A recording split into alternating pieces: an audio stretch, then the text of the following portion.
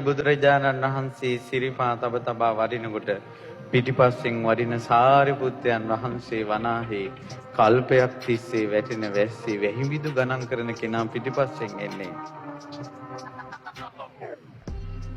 උන්වහන්සේ ප්‍රඥාව නැමැති පර්වතයේ මුදුනට නැංග ශ්‍රාවකයා පිටිපස්සෙන් එන්නේ.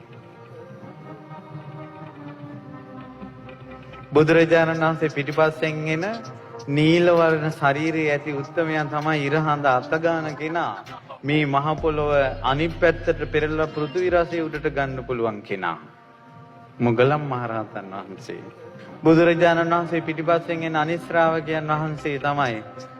උන්වහන්සේ මේ අත් දෙක එකතු කරලා කාට හරි වැන්දොත් අපේ මහා කස්සපයන් වහන්සේ. කාට හරි අත් දෙක එකතු කරලා වැන්දොත් එයාගේ හිස ගැලවිලා වැටෙනවා. උන්වහන්සේගෙන් වැඳුම් ලබන්න ගුණවතෙක් නැහැ.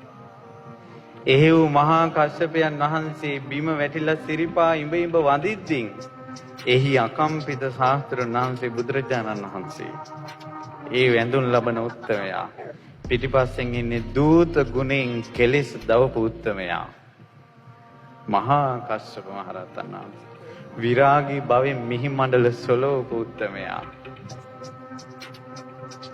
තප්පරයකට වචන 60000කටත් වැඩිය මතක දුටු දුරුවන්ගේ දුක් දුරු කරන ආනන්දයන් වහන්සේ පිටිපස්සෙන් වඩින්නේ. වරදින් නැගී ඉඳලා මේ වලාකුලෙන් මිදුන සඳක් වඩිනවා වගේ ඉවසීම ගුණ තේජෝ බලෙන් ඉවසීමෙන් තේජෝ බලෙන් අගතැන්පත්ව වරදින් මිදෙන්න පුළුවන් කියලා දෙස් දෙන සෙම්පතියා වඩිනවා අඟුලිමාලයන් වහන්සේ. රාජ සිටු මැදුරු අත්හැරලා කසාවත් දරාගත් නිකලෙස් උත්තමයෝ පිරිවරාගෙන ඉන්නේ. මහා පර්වත පිරිවරාගත් මහා මේරු පර්වතයක් වගේ බුදුරජාණන් වහන්සේ නිකලෙස් මුනිවරු පිරිවරාගෙන වඩිනවා. මේ වනාහි බුද්ධ ශාසනයයි.